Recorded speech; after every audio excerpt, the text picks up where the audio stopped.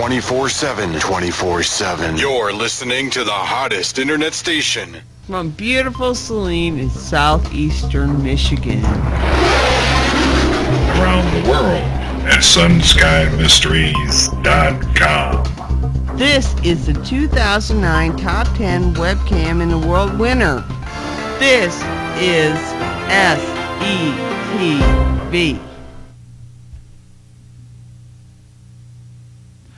Good morning, everybody. I thought I would do a morning update because I don't want to get left out in the cold like I usually do by not doing a morning update and then going by the end of the day, oh, darn, I should have said something about that. I would have been the first one out of the gate. So, here we go.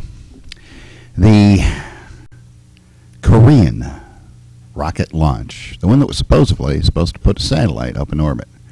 Now everybody says it failed. It just fell into the ocean. I guarantee you, within the next 12 to 24 hours, there will be one of two brand new conspiracy theories. Number one is the Jews put the Stuxnet worm in the North Korean computers. And that's another reason why we need to wipe them out. And number two, well, they're lying to us. That thing's actually in orbit. And guess what? It's carrying a nuclear bomb that's going to blow up and send an EMP pulse all over the United States and knock everything out. We'll be back in the Stone Age. And that's when all the Chinese troops massed on the border in Mexico are going to come up and take over the country. Those are one of the two conspiracy theories that I think are going to pop up in the next 24 hours.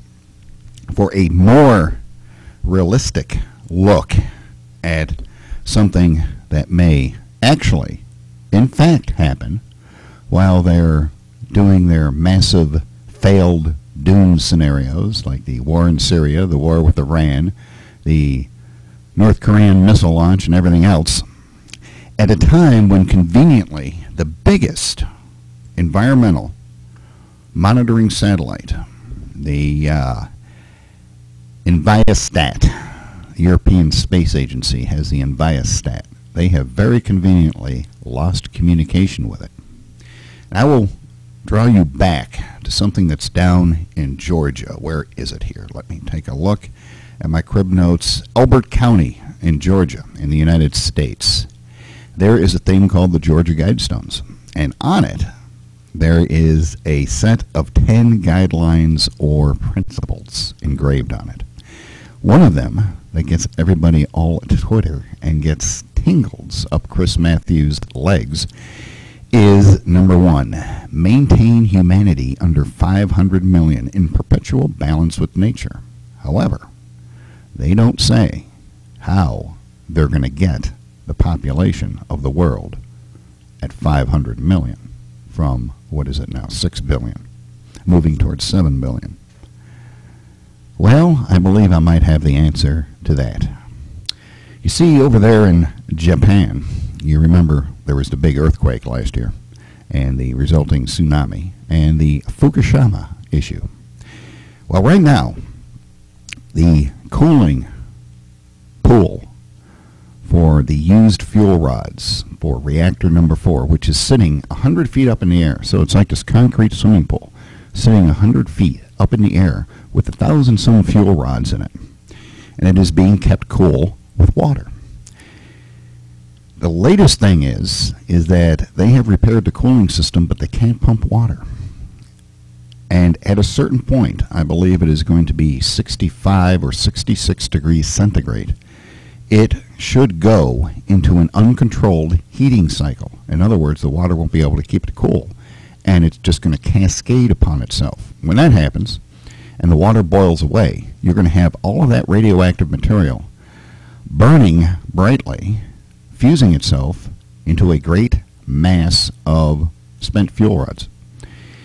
The resulting radioactivity, people are saying, whether or not it's true, I don't know. I'm not a nuclear scientist. Somebody ask Jimmy Carter right quick. He'll tell us.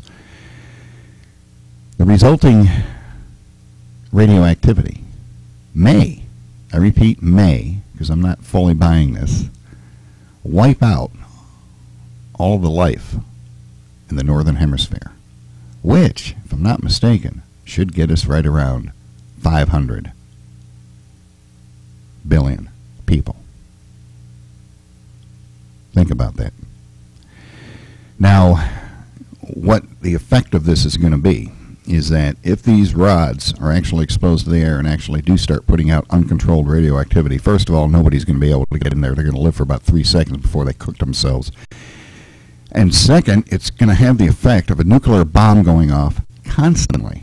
Not just one nuclear bomb and then the radioactivity disperses. It's going to be a constant stream of radioactivity.